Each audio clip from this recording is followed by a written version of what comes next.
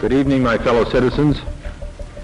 This government, as promised, has maintained the closest surveillance of the Soviet military buildup on the island of Cuba. Within the past week, unmistakable evidence has established the fact that a series of offensive missile sites is now in preparation on that imprisoned island. So, what saved us from destroying ourselves in 1962? Divine intervention? Fate?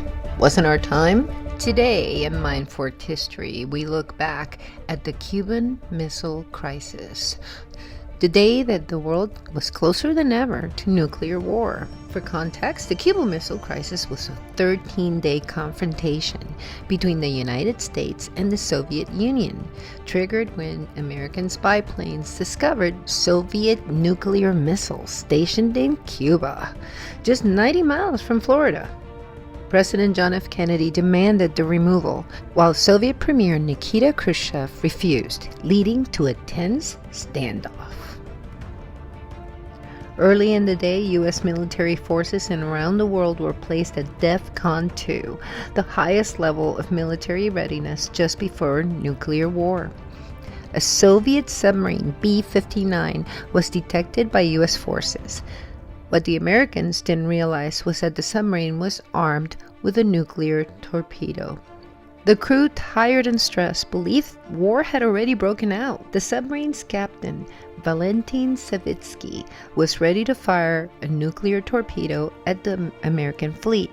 If he had, we wouldn't be here talking about it. But this is where potentially the guides stepped in, or call it fate. Protocol required the agreement of 3 officers to launch the nuke. While the captain and the political officer were ready to go, one man, Vasily Arkhipov, refused to authorize the launch.